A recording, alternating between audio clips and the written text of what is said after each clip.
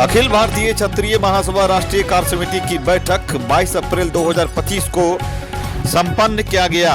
मुख्य तौर पर 23 अप्रैल 2025 पूर्णिया के कला भवन में होने वाले बाबू वीर कुंवर सिंह विजयोत्सव समारोह एवं विराट क्षत्रिय सम्मेलन पे चर्चाएं की गई। कार्यक्रम में मुख्य तौर पर उपस्थित पूर्व सांसद आनंद मोहन सिंह के अलावा विधान परिषद सदस्य श्री महेश्वर प्रसाद सिंह, श्री राजपूत करनी सेना के अध्यक्ष शीला सुखदेव सिंह गोगामेड़ी, संयुक्त करनी सेना के अध्यक्ष राज शेखावत, रामराज परिषद के राष्ट्रीय अध्यक्ष श्री राजेंद्र सिंह नरुका, शिवहर विधायक श्री चेतन आनंद एवं पूर्णिया से माधव सिंह के साथ साथ बुल्ला सिंह, चंदन सिंह के अलावा अनेकों गणमान्य कार्यकर्ता उपस्थित रहे। और इस अवसर पे क्या कुछ विशेष बताते नजर आ रहे हैं पूर्व सांसद आनंद मोहन सिंह के साथ अनेकों कार्यकर्ता, आइए सुनाते हैं आपको। वीर कुंवर सिंह विजयोत्सव समारोह सह विराट क्षत्रिय सम्मेलन की संपूर्ण तैयारियां पूरी कर ली गई हैं।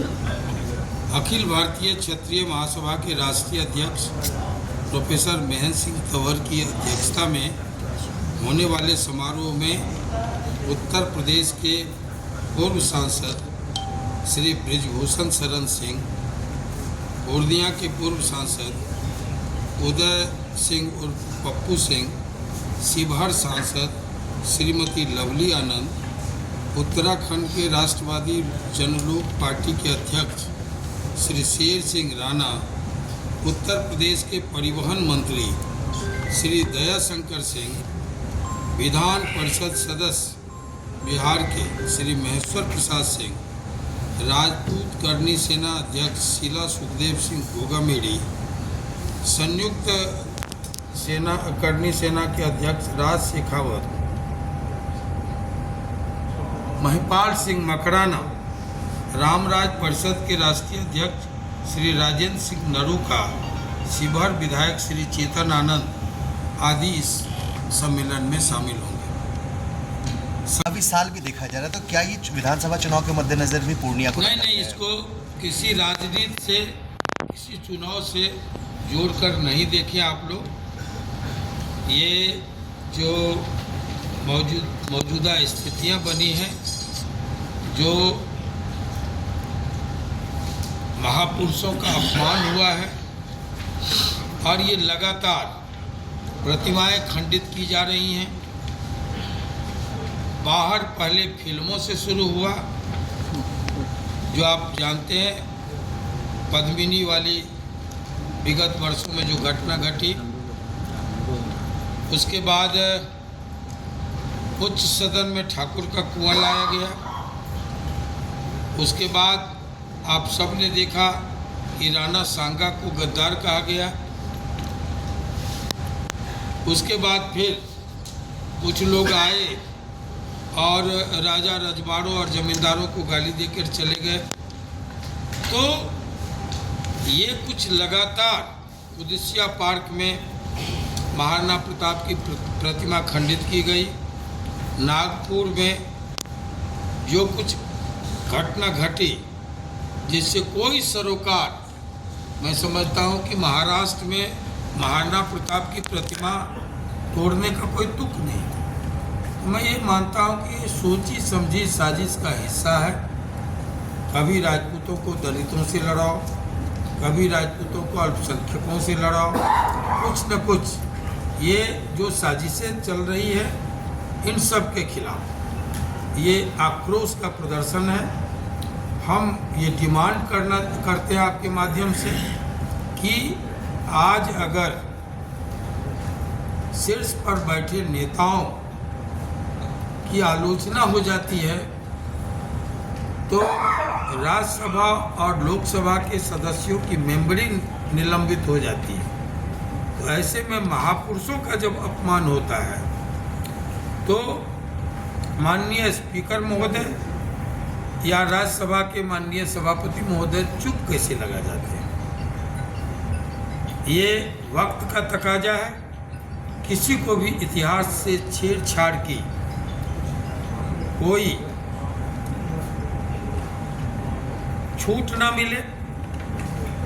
किसी को भी महापुरुषों के का अपमान करके निकल जाने का कोई मौका न मिले। इससे क्या होता है, मैं एक उदाहरण देता हूँ। मैं उस समय MP था, वर्ष 97-98 की घटना है। कुछ शरारती तत्वों ने बाबा साहब अंबेडकर की नासिक स्थित प्रतिमा के गले में जूते और चप्पल का माला पहना के रात में भाग गए और सवेरे 24 लोग हलाक हो गए, दंगा भड़क गया। तो ये जो घटनाएं घटती है, प्रतिमाओं को अगर आप स्थापित करते हैं तो नैतिक जिम्मेवारी क्यों प्रतिमाएं स्थापित की जाती है, आने वाली नस्लों को, ताकि प्रेरणाएं मिल सके। तो अगर आप प्रतिमाओं को स्थापित करते हैं तो ये गुरुतर जिम्मेवारी आपकी है, उसकी सुरक्षा की।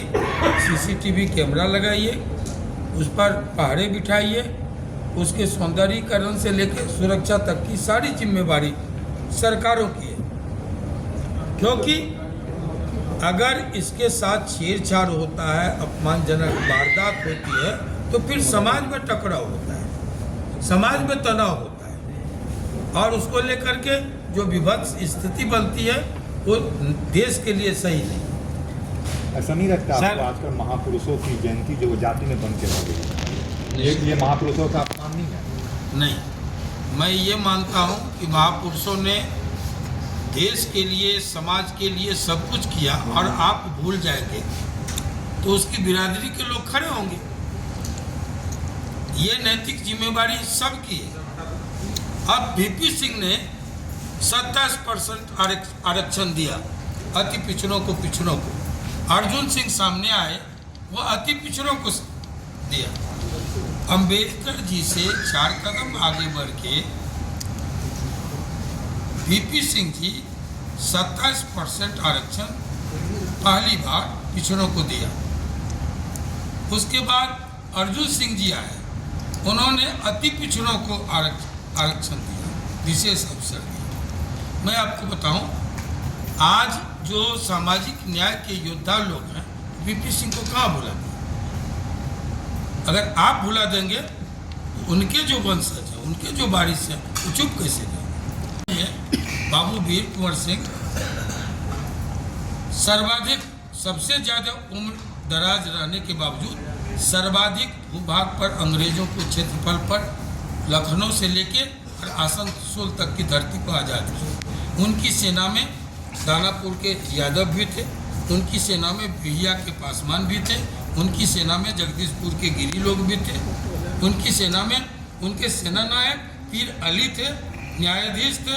बाद में अंग्रेजों ने फांसी चढ़ा दी और स्वतंत्रता का परचम सबसे ज़्यादा समय तक, सबसे ज़्यादा क्षेत्रफल पर बाबू वीर कुंवर सिंह जी लहरा। उनके नायक कौन थे?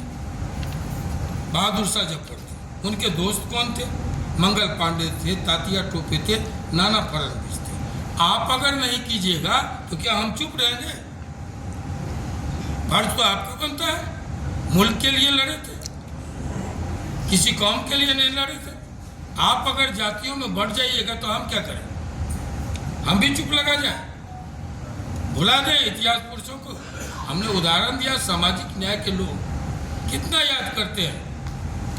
ज्योतिबा फूले को याद करते हैं, BP मंडल को याद करते हैं, कर्पूरी ठाकुर को याद करते हैं, लेकिन शहीद सूरज नारायण सिंह जिन्होंने कर्पूरी ठाकुर को पैदा किया, कर्पूरी जी को कर्पूरी बनाया, रामविलास पासवान को दिल्ली तक पहुंचाया, रामजीवन सिंह, रामविलास पासवान, देवेंद्र यादव, आपको ये राम सेवक हजारी, ऐसे दर्जनों लोगों को जिनने नेता बनाया कर्पूरी ठाकुर सहित, वो सूरज नारायण सिंह आप जानते भी नहीं, जिनको आज़ाद भारत में बिहार का भगत सिंह कहा, जो JP को कंधे पर उठा करके हजारीबाग जेल लांग गए। आज़ाद दस्ते का निर्माण जो जिनके सेना नेता जयप्रकाश नारायण होते थे, उनके सेना नायक सूरज बाबू थे। डॉक्टर लोहिया और JP को हनुमान नगर गढ़ी जेल को तोड़कर आज़ाद कराने वाले सूरज बाबू कितने लोग याद है? ऐसे में अगर आनंद मोहन याद करे तो सबको सबक लेना चाहिए, नसीहत लेना चाहिए। सर आप शहर में पोस्टर वार छिटा हुआ है, पोस्टर वार छिड़ा हुआ है। यहाँ पे वहाँ जो जमींदार लोकसभा में बोले कि जमींदारी के खिलाफ में बोले, आज तो उनका बैनर पूरा शहर पटा हुआ है।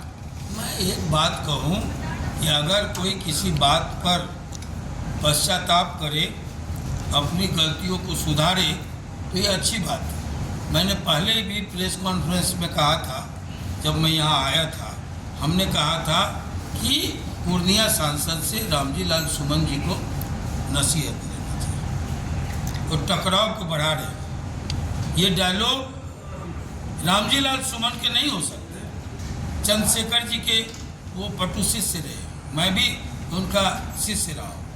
रामजी लाल सुमन जी साहित्यकार लोग। राजपूत कर्ण सेना का राष्ट्रीय अध्यक्ष, और आज हम लोग पूर्णिया की धरती पर है। एक दिन पहले कल विजयोत्सव मना रहे हैं। बड़े भाई आनंद मोहन सिंह जी के नेतृत्व में काफ़ी सारी संस्थाएं हैं, क्षत्रिय महासभा है, राजपूत समाज की और भी कई संस्थाएं हैं जो पूरे देश से यहाँ आ रही।